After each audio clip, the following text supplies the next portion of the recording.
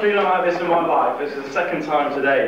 The heart's going, all the rest of it. Right, to start the speech off, I'd like to thank Jeanette and John as well, caterers. Food was brilliant, the wine, helping for the speech, and a bit of Dutch courage and all that.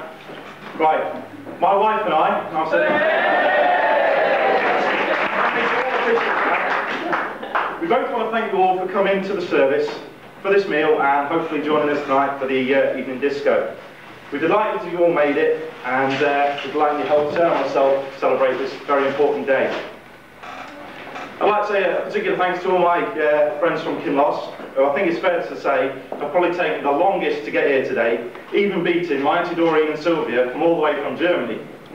But that side, I suppose it's coming from a different country anyway, coming from Scotland. It has to be said as well, I'm quite impressed so far, they're all behaving themselves, but we'll see how that goes for the rest of the day. Right then, from a cast of hundreds who've all made today as successful as it has been, I must thank those special few who put in just that little bit more hard work. Firstly, Sue and Trevor. None of this today would have been possible without Sue. She surpassed herself with all of this. She single-handedly made all three of these wonderful dresses, both the bridesmaids and this one, making Sarah look absolutely stunning.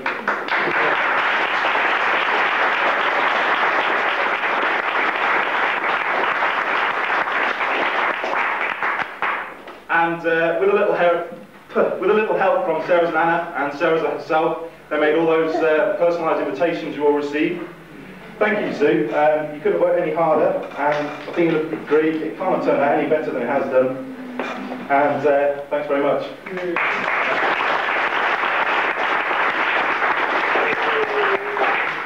Then, of course, there's Trevor. He's had an equally hard job during all of this. He's been the emotional pillar, if you like, to keep Sue on the straight and narrow, standing there, helping Sue get through it all. Who's written this speech? And he's given his own kind of assistance all the way through. I'd like to thank you both for raising Sarah to be the wonderful woman that she is today, and allowing her to spend the rest of her life with me. That's it, you're not getting more comments now. Then of course there's my mum and dad. They've always given me everything life they possibly could. You've been everything I could possibly hope for in a parent, and during the past few months you've been even better than normal. You've both been indispensable in helping me to plan things from Scotland that couldn't be done over the phone, and also arranging things that I hadn't even thought of. You're without a doubt the best parents I could have wished for, and I also say to you, thanks, it couldn't have been done without you. So they're both lots of parents, but I suppose mainly for the ladies, a token of mine and Sarah's appreciation. Firstly to Sue, thank you very much. And to my mum, thank you very much.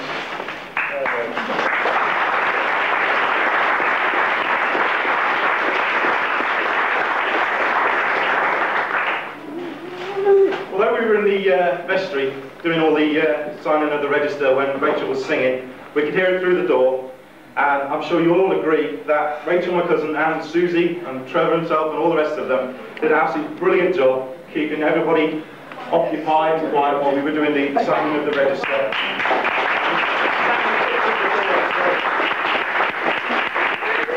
Thank you very much for that. There's sort of a strange situation at this wedding, there being two ministers. I think it was probably my mum and dad's idea just to make sure I did actually get married. But we've got Martin Smithson, the minister who took the service. He's an old friend of the family. Left Sison Church about a year ago to preach in Wigston. Welcome back, Martin, to you and your wife for the day, and thank you for a wonderful service. Yeah. And also thank you to Brian Rogers, who's took over from Martin, and he remains Sison's own minister. I also welcome, where is he? I've lost him. Oh, there we go. Yeah. Sorry, good to see you there. And I thank you for all your help you've been in the past few months, all your help from the registry today. Thank you very much. Yeah. Now we've got to those dubious-looking pair, him with the camera and the other one over there. Me at the door, told you where to sit. The ushers, obviously, my brother David and Sarah's brother Ian. I'm sure at some time today My brother's got on everybody's nerves with that video camera, but he insisted. He said he wanted to do it. So I'll see how that all turns out when I actually see it. But I'll thank you both before I see myself on film, probably, because then I won't after that. But thank you very much.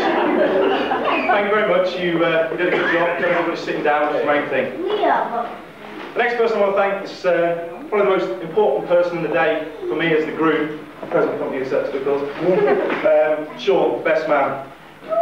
It remains to be seen whether I thank him after the speech, or indeed if I'm still talking to him. But we'll see about that later. Other than that, today he's carried out all his duties in the best manner possible.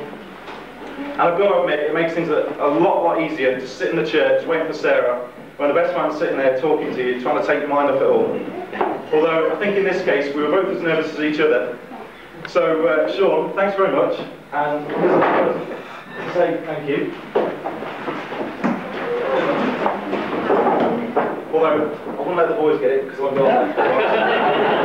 Thank you, Mark. Cheers, mate.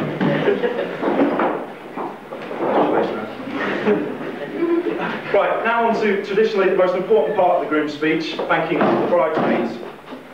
I was speaking to Catherine earlier, Sarah's sister, and I said, "You look really nice today." And she said, "You know what? You're the only person that's told me that today." So, yeah, I'm sure the rest of you are keeping your moments, and when the meal's finished, we'll all say something. Especially now. And as neither of them make a habit out of wearing anything that vaguely resembles a dress, usually, right? Everybody give them at least some sort of good comment, because it is very, very rare that you see these two in dresses. But you both do look very, very nice. And you look really nice.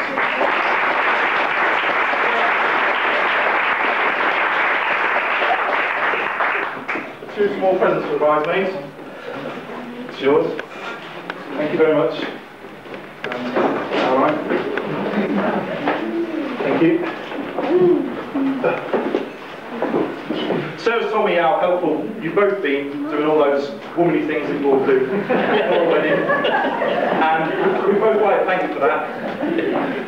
Unfortunately for any single men out there, there's none of this traditional bridesmaids finding their future husbands at weddings or anything like that, as one's happily attached and the other maybe a little bit too young, but I'll leave you to decide which one's which.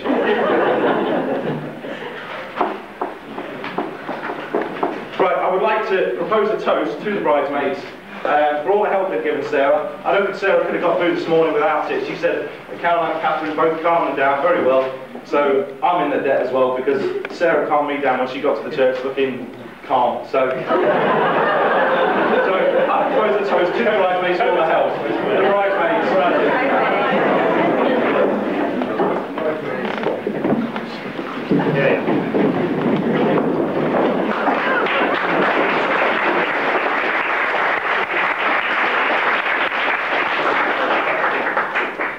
Finally,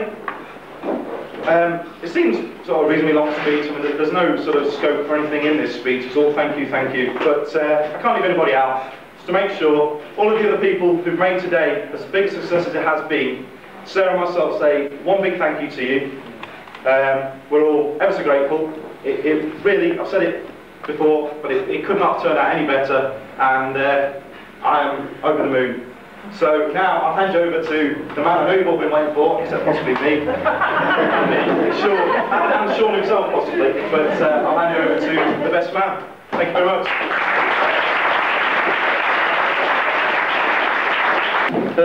I must admit, I've got a confession to make. I hate public speaking. I hate it so much. I really do. Over the past few months, I've really done my best to convince Mark we should have an unconventional wedding. You know, one with no speeches. I mean, no speeches. Anyway, after a little persuasion, Mark could see what a good idea it was. He actually agreed with me. He was all in favour for it. Well, here we go. So we're going to vote on it. Sarah, Mark and myself. Sarah thought, yeah, definitely worth the speeches. Mark and myself, we were dead set against it. Anyway, here we are today. Okay, well before I could write this speech today, I had to do quite a bit of research. There was sort of one thing puzzling me, one question that needed to be answered. Quite an important question really. Who is this Mark Utting person? Who is Mark Utting? Some of you back there will know what I'm talking about. Most of you won't. You see, neither I, nor any of my colleagues sat on the far side there, know anyone going by the name of Mark Utting. I searched high, I searched low, I looked everywhere, and eventually I found the answer I was looking for. Mark Utting, the name Mark Utting is an alias. You see, as Mark travels north on his way back to Kinloss, he loses the name Mark Utting and becomes known as David? Flash. Flash. Why is that, David? I had no idea. Sure, £10 keep a secret. Do you want to know? Yeah. It's very hard to tell it. Keep going. Do I tell him? Yeah. Well, it's true. The Royal Air Force does not have a Sergeant Mark Utting. It does have a Sergeant Flash. You might be wondering what on earth I'm talking about. So am I. But the truth is, very few people back at Kinloss actually know Flash's real name. I'll give you an example. Just a few days ago, Mark's captain came up to me, looking worried and confused.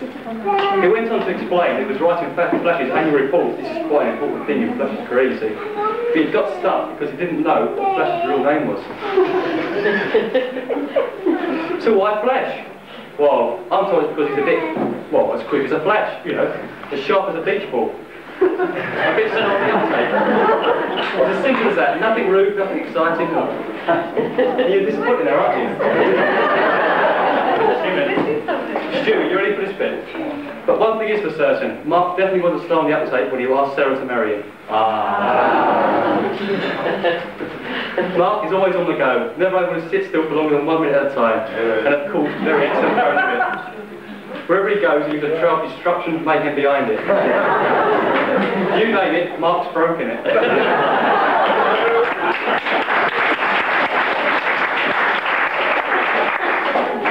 Can I stop there?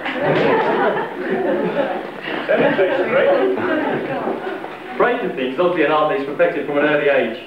For example, as a toddler, he managed to break 1 pram and 2 pushchairs. When Mark's parents complained to the buggy company, the management replied that their buggies weren't made for such boisterous toddlers. After this, Mark had the strongest metal buggy available, but by the time he was 3, this buggy was also ready for the tip. With Mark around, the journey to the tip must have been a regular event, I reckon.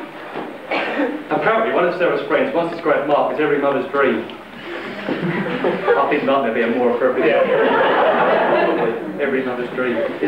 No. There was one time when the family went on a day trip with some friends on a barge. While Rose's attention was elsewhere, Mark decided to slide down a muddy embankment into some sludgy water below. His clothes were effectively ruined. However, there was a plan behind this, you see, and I know what the plan was. You see, this being the case, Mark had to wear the only other clothes available.